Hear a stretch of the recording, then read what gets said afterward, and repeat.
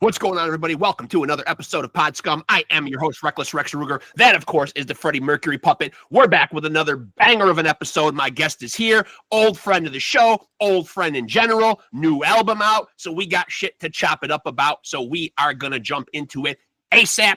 And here we go. And there he is. What's up, my brother? What is going on, dude? He's got a new album out. As I said earlier, he's at an undisclosed location, man. He doesn't want to be bothered. Paparazzi are harassing him left and right, man. This is the price you pay when you're a rock star. I'll tell you, dude, I did not sign up for this shit. You didn't sign up for this, man. But he's rocking the Outlier shirt. We're here to talk all things Outlier. Independence Day. Independence Day, we get a new Outlier. The day before Independence Day, we get a new Outlier album. That's right. That's right. Yep. I'm shamelessly self-promoting today. Yeah. You have to nowadays, though, man. I have to pimp this podcast at the end of it, too, man. I have to shamelessly promote and plug the Facebook page, and I'm uncomfortable doing it. I don't like doing it. Dude, you got to do it. It all comes. I don't enjoy it. At the end of the day, who would have thought we'd be in our 50s and we'd be pimps? I know. That's what happens. Who would have thought I'd be fucking sitting in your driveway outside of your house doing a podcast? But, you know. Hey, that's you out there? Hey, didn't you see the no loitering sign? I was just begging for food and snacks or whatever, you know. But all kidding aside, though, man, Relentless dropped July 3rd, man. And before we talk about the album, I always like to, especially when someone's in a band. Me and you go back a long way. I know your contribution to the band, man. But put a little shine on the rest of the guys in the band and what they contribute. Yeah, man. No, this one's it was big for us.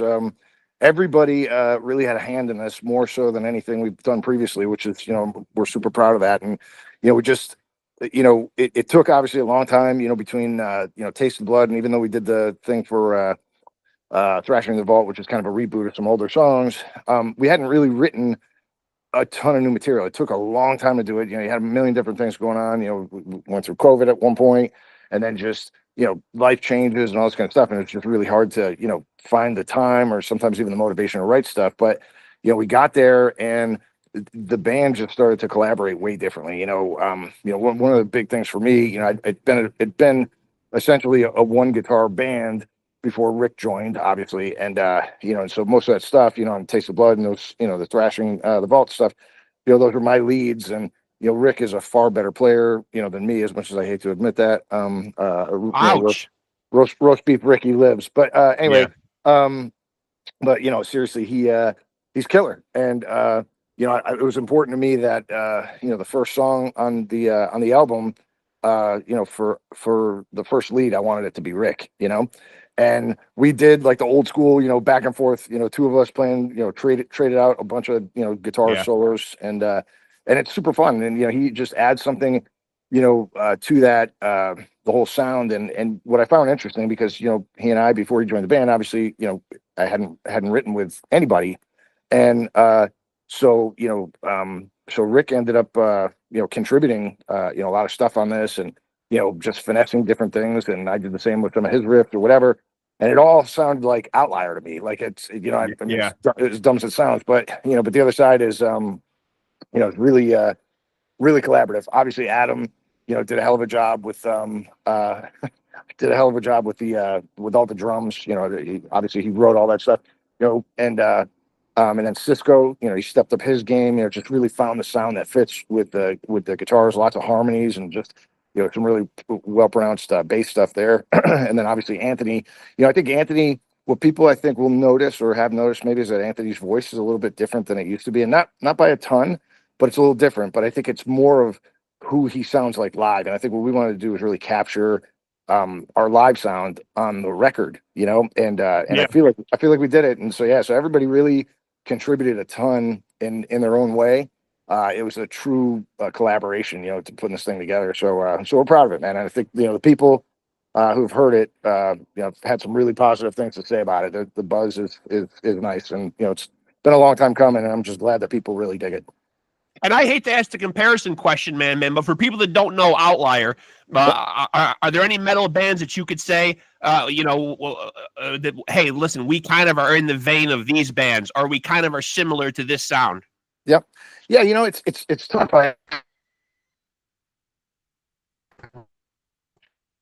Wait, hold on, man. You're getting a little frozen. I got you. Okay. I'll see if I can. Almost fried in the sun. Let me see if this works out.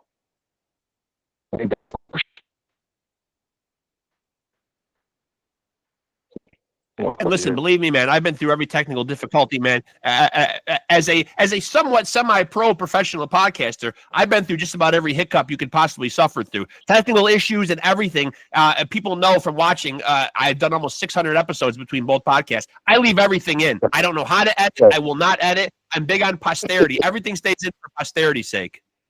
That's how we do it. Hopefully it's working now. It is. It sounds good. Yeah. So I was asking you, like, in what vein of metal is this? Well, if you threw out a couple of bands' names that people might say, "Oh, that's who they sound like." Yeah. I do get some feedback. Some people say, "Oh, it's kind of got a Lamb of God vibe," and I guess I see that a little bit, maybe vocally more than anything else. But it's really just all just rooted in just Bay Area thrash, and just a mixture of all the bands that I grew up listening to, Testament, Forbidden, the Haunted, just a lot of bands, and not that the Haunted are from the Bay, but just all those bands, Exodus, Creator, all of those like just pinnacle thrash bands. I think we just kind of ape all of their sounds in different ways and pull this stuff together, and we want the songs to be like hooky enough where people can remember, like, oh, okay, that one riff or that one part, and that to me, it's I think we just sound like a mixture of all of the bands that we've been influenced by, and it's just wild. I wish I could say like, oh man, they sound just like this, but Right. you'd see like for fans of whatever, that kind of stuff. And I think for me, it's like I really love Death Angel, the kind of the reboot of Death Angel, over the last I'm repping them today. I'm repping them. I'm they're repping the them best, today. dude. They're the best. And so when I did Taste the Blood, I actually dialed up the guitar tone for The Dream Calls for Blood by Death Angel. Yeah. Jamie King, who did this record, of course. Jamie was able to get that tone from Jason Sukoff, and so I just love his their riff style is just so killer. So it's like we pick some of that, and then we pick maybe vocally some of the more harsh stuff, and and then we're just mixed by a bunch of stuff. We all love everything, death metal, technical stuff, thrash, all these kind of different things, and and then we listen to a lot of non-metal stuff too, and it somehow finds some kind of hook in there somewhere. And where you are right now is a perfect connection right now too. It really is. It's Okay. perfect. Okay. Yeah. Cool. Yeah. Cool. And so for people that don't know though, man, like you guys all have day jobs, man. What is the goal with this album? Because you guys released this independently, right? No label. We at different times we would chase stuff like that down just to kind of see if there was interest. Because we just would like to, be able to distribute it a little bit more than our DIY efforts show. So, we've talked to some different, small time, labels or whatever, and it just never really made sense for us.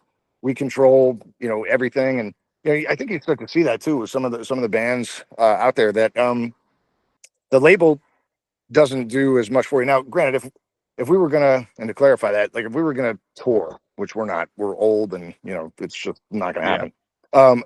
Lifestyle is just it's too difficult. But I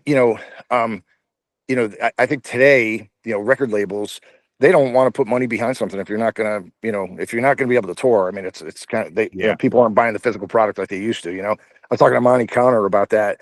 At one point in time, and he was like, man, just keep doing what you're doing. He's like, just DIY. He goes, you control everything, and he goes, the music's good. He goes, you guys have a following. He said, just keep doing that. And so that's what we did with this one. It didn't even cross my mind to even reach out to any labels or whatever. We've got some people who bought multiple copies of the CD and they want to like distribute it, and like they have a little storefront or something like that, and I'm always down for that. And but as far as us, we just want to play some impactful shows, not just in North Carolina. We just want to find our spots. Maybe get back up to New York like we did a couple years back, and just play with. Our biggest thing is when we're doing a show, we just want the vibe to be right. We want everybody who's on the bill to be super cool, super fun, because that's what we do. It's a live, high energy show, and we just want to keep doing that. And now you made the point about people not being so much into the physical product, and it does seem like it's turned into a track-by-track world. People just don't drop an album and go for the experience anymore. So is it deliberate when your album comes out and it's 6 songs, 30 minutes? Do you as a band sit around and think, geez, long gone are the days of the 60, 70-minute Metallica albums, it seems like. You know what I mean? Right. You guys sit around and think, geez, we want to make this a lean, trim, certain amount of time? Yeah, we for the longest period of time, most of our songs came in around 6 to 6.5 minutes, and Rick always used to bust my balls about it, but we didn't, purposefully write, shorter songs. They just came out the way that they did, but we definitely wanted to do an EP, and I think that's what we're going to do from here on forward, because we can release it a little quicker, because we don't have to prep 10 songs or whatever, and we're not like a band who has like, oh, we got 35 songs and we're going to pick the best 10. Like, are you kidding me? Right. I don't know how anybody does that, but some bands are able to.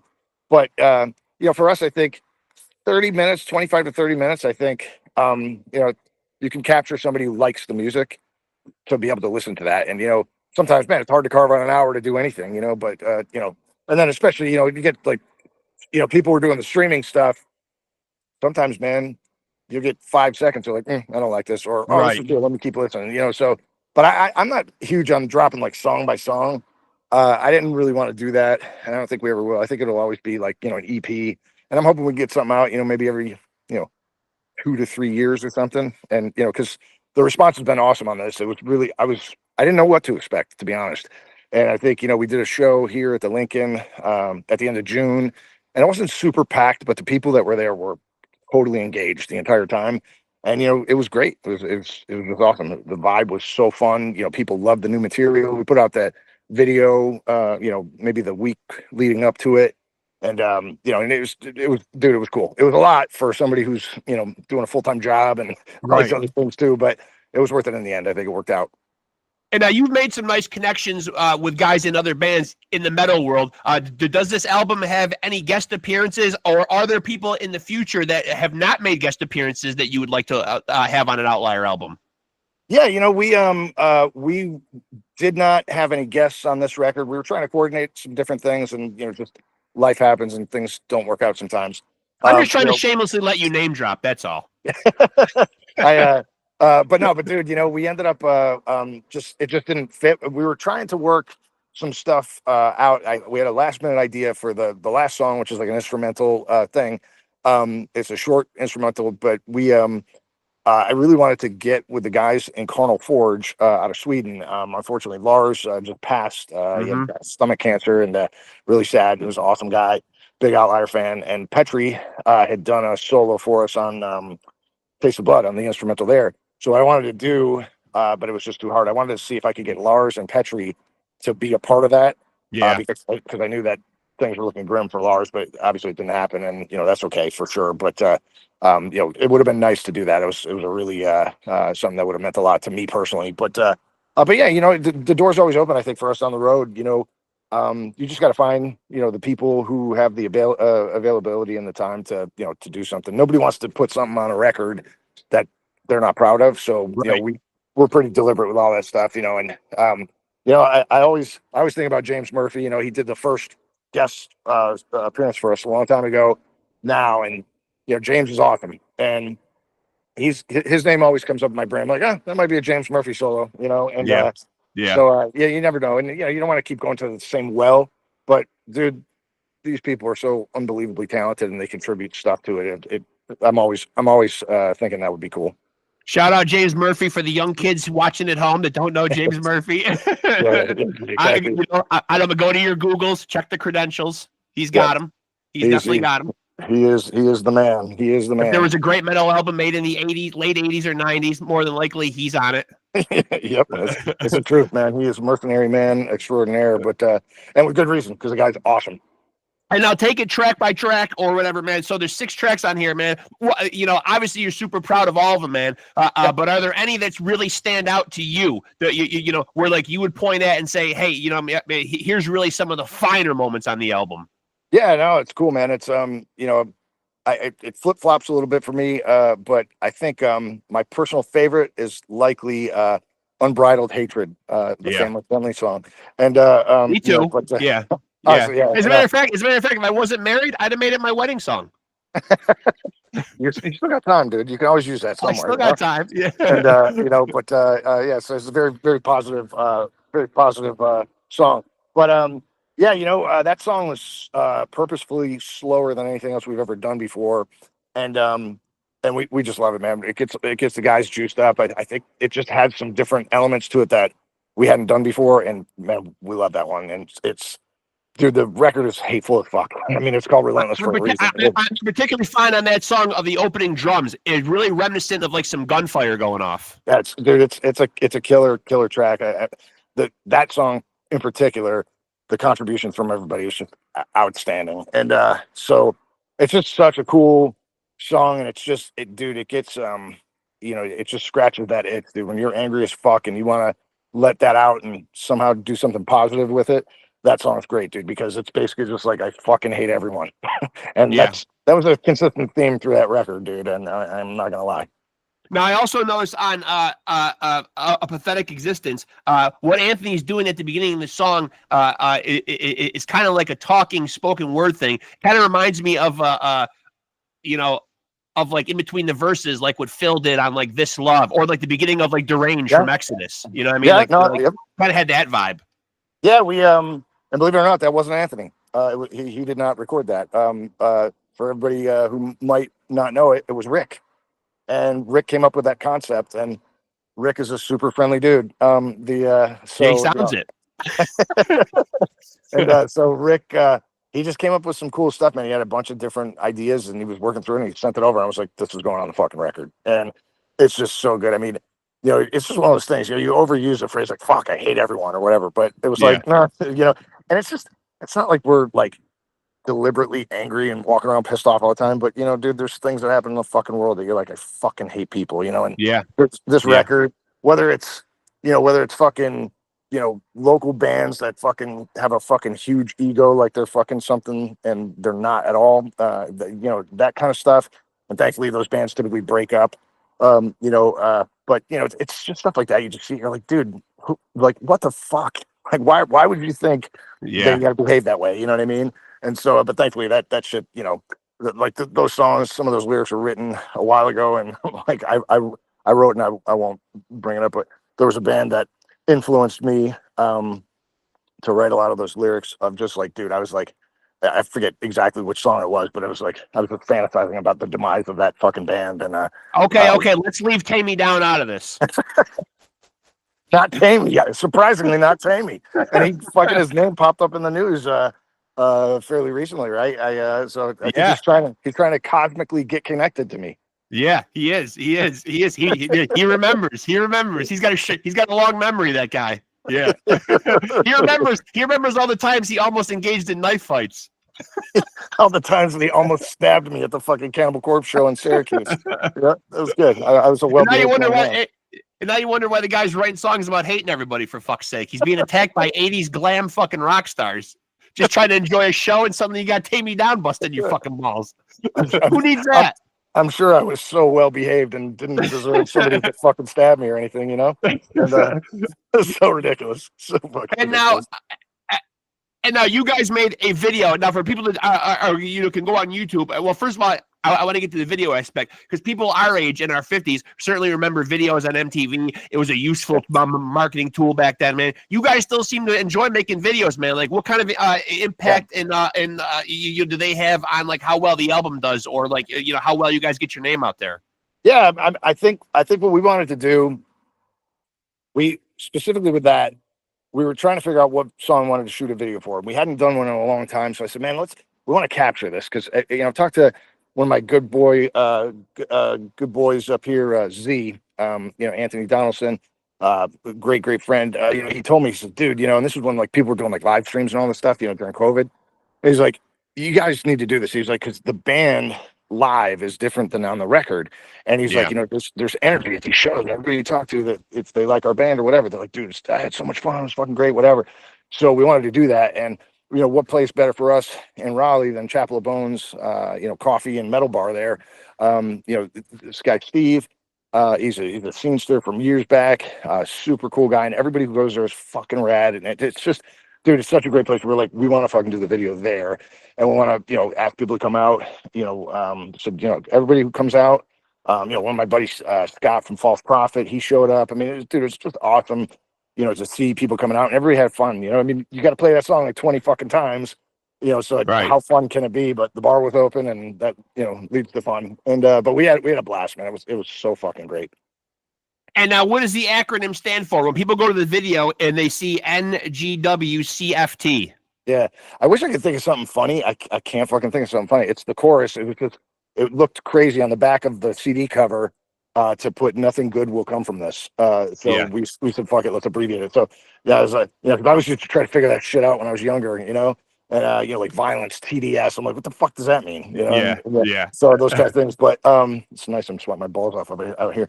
But dude, it was it was great. I think Ricky actually came up with the title for that one. We were busting balls back and forth in our notorious group chat, and Rick wrote something there. He's like, "Nothing good will come from this," and I was like, "That's the song title." That's the title. Yeah, it's great. It's fucking great. He was right, and yeah, that was dude. That video was killer, man. Garrett from Black Plate Productions. He shot the video. I got turned on to him. He did a couple videos for buddies of mine in a band called Gross Reality, who are fucking great. And he shot a few of their videos, and I was like, dude, we want to work with this guy. We had done the previous video with a guy named Justin Reich, who's fucking awesome in his own right. But I don't know if Justin's still doing the music stuff. He was getting into films and stuff like that. He's really got a really successful career.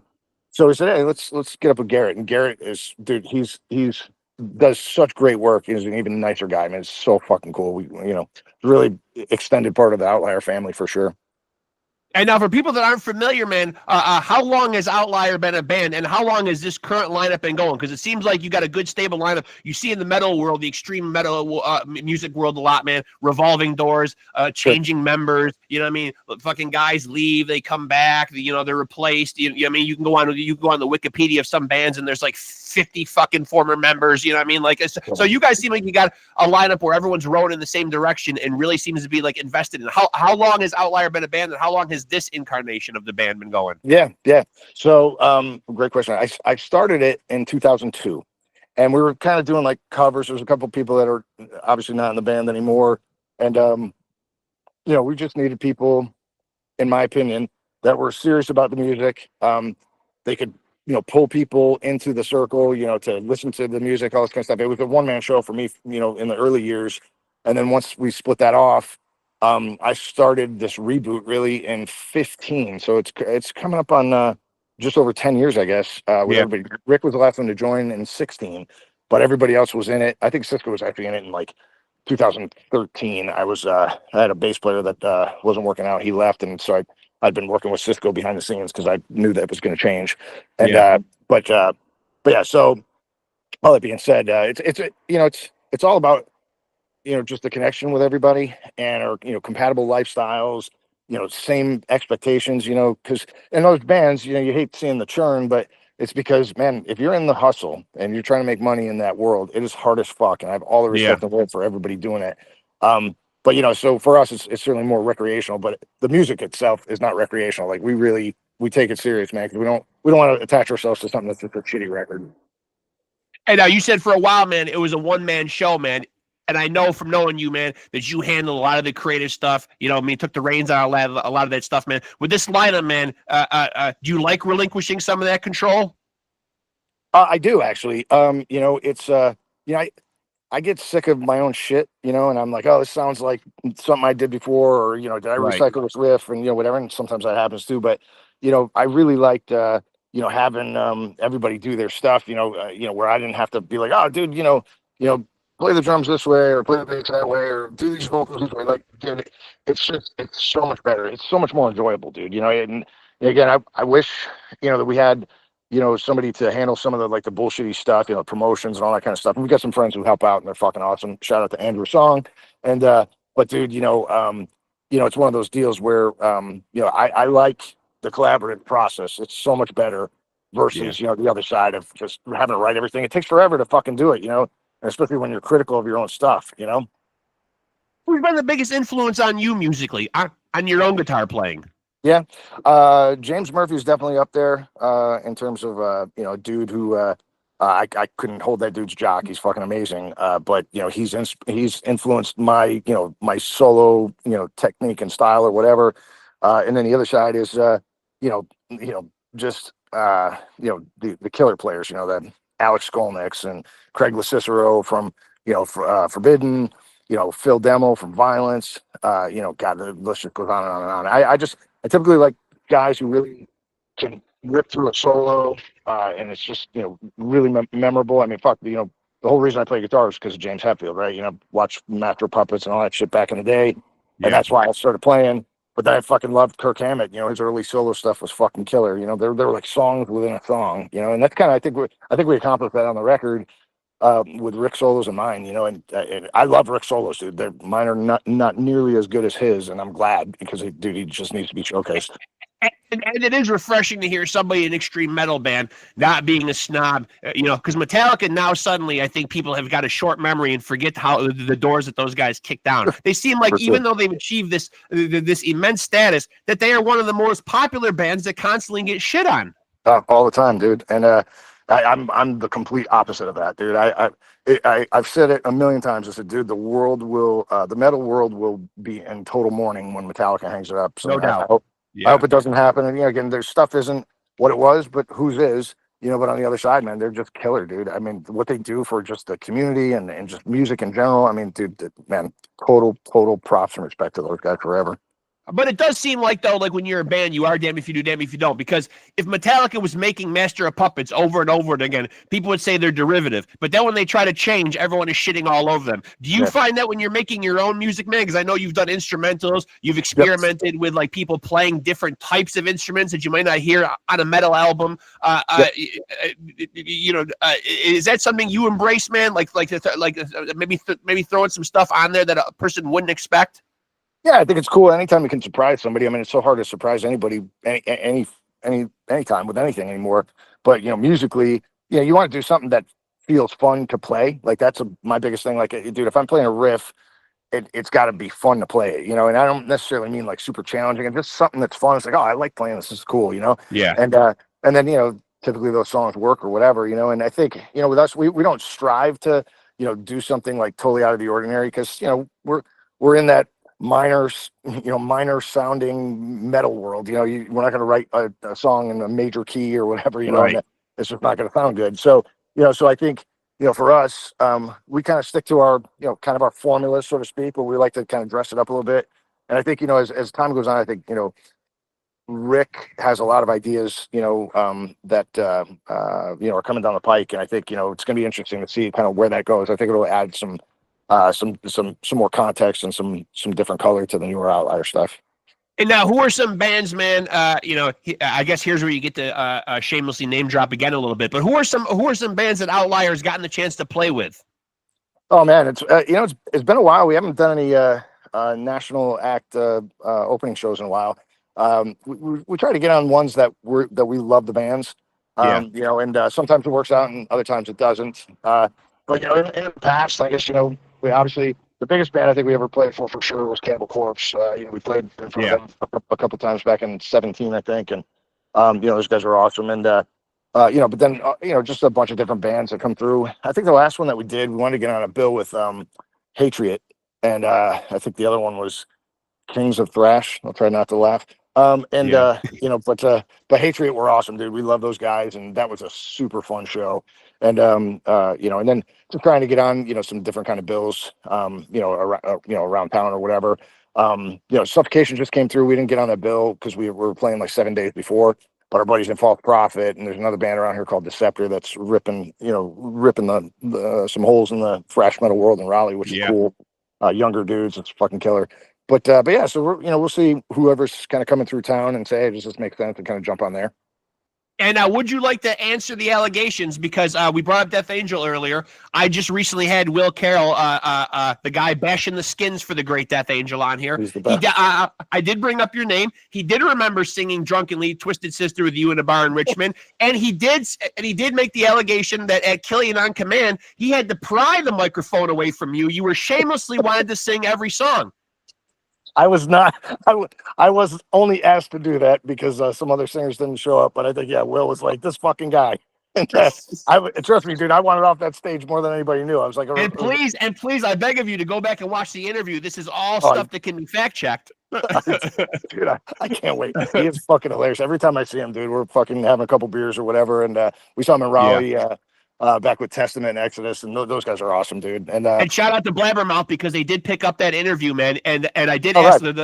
and I did ask the question on there. I posed it to him. Why isn't Death Angel a bigger band, man? And even he said, man, they're so fucking hardworking. They're Oh my relentless God. road dogs. They should be so much bigger, man. I equate them, man, as right now. And I'm going to go on record on my own show and say it. I think I did on his the other day, man. I think pound for pound, man, fucking they could be the leanest, meanest thrash band out there right now. You are speaking the truth, dude. And fucking great guys. Everybody in the God. band super nice. Dude, the positivity, like when you see them live, and if Yeah. you not you, I know you have, but anybody watching this, if you've not seen Death Angel when they come to your town, you gotta fucking go, because they're so goddamn good, and they're so fucking thrash metal, dude. They're huge in the Bay Area. They're really flying that flag out there. They do annual Christmas shows they sell out and fucking within a month of it being posted every year. I think they're on like their 15th one this year or something. And dude, Will's right, man. They work so fucking hard, and and Mark is fucking amazing. He's a great singer. He's like so much energy, and live he is so pro thrash and positivity, man.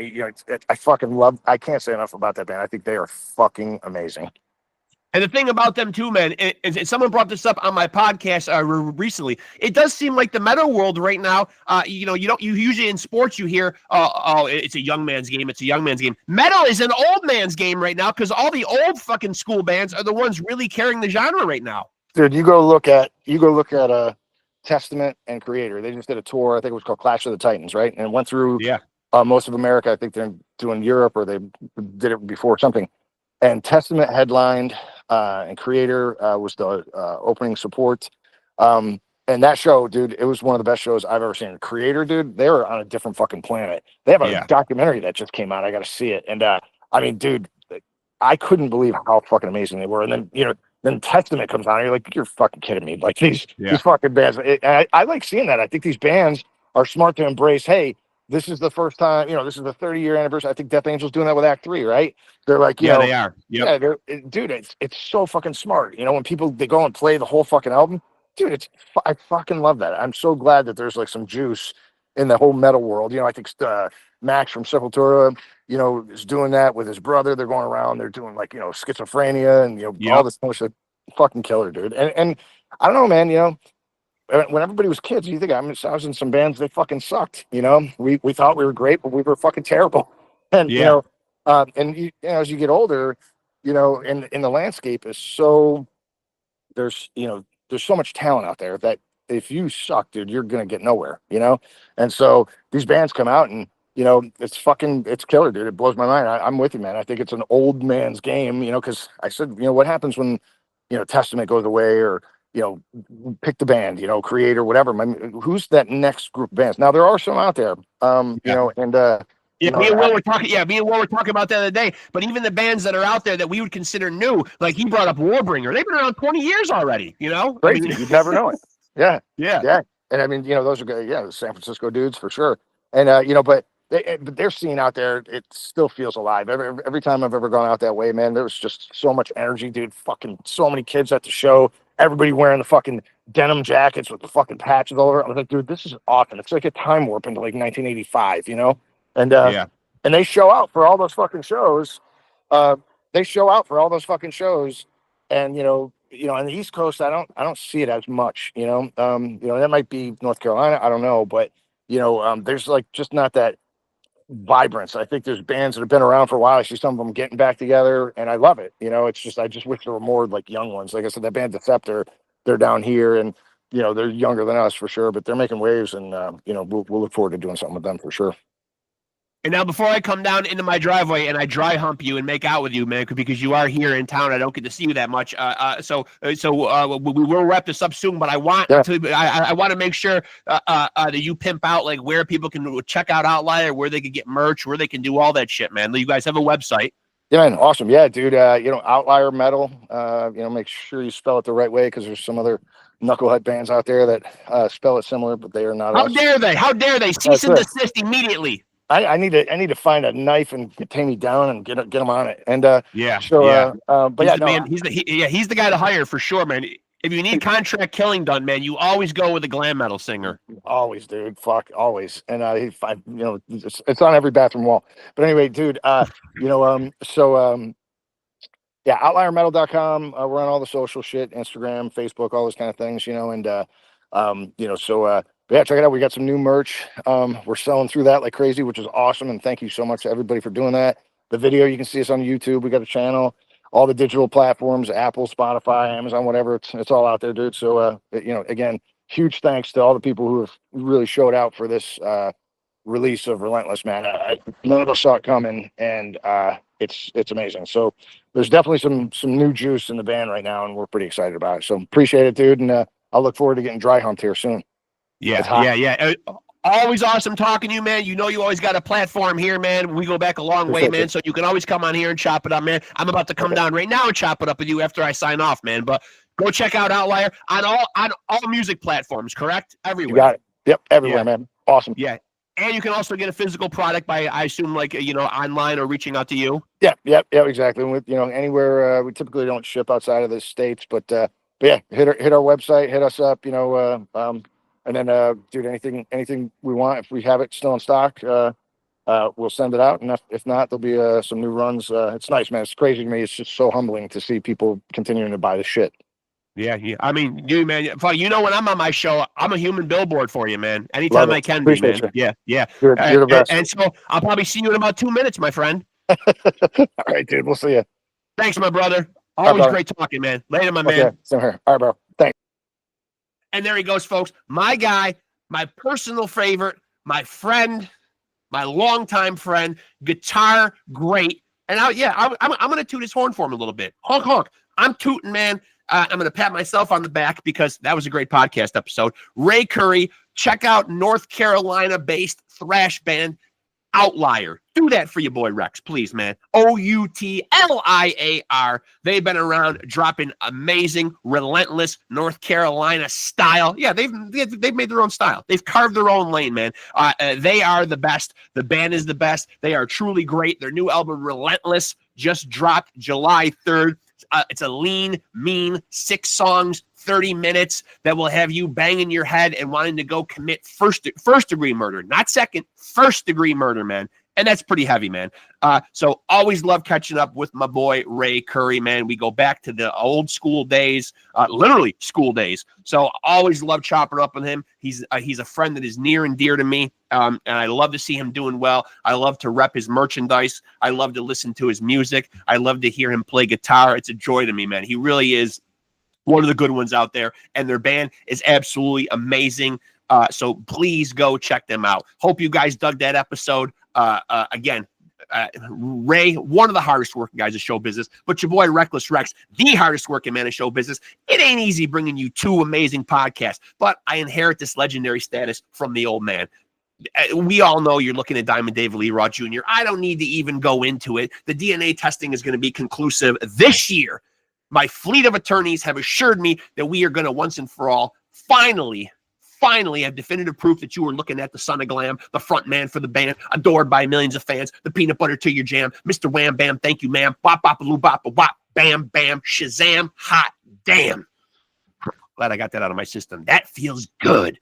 And so does it. And it also feels good to listen to Unbridled Hatred, A Pathetic Existence, Wear My Scars, all these great new OUTLIAR songs. Go check them out. Relentless is out there right now. Do yourself a favor and go listen, man. And again, I appreciate my boy Ray Currie. Make sure to go check out the album by OUTLIAR and make sure to stay tapped into PodScum. You can check us out on Facebook at Off the Couch Boxing and PodScum. 2 podcasts sharing the same Facebook. The Off the Couch Boxing is on there. PodScum is on there. If you're into the pugilism, we got you covered. If you're into the music, arts, and entertainment, ditto, we got you covered. And if you're here on this channel, make sure to like, make sure to subscribe, make sure to smash that notification button, and also make sure to take it easy and keep it sleazy.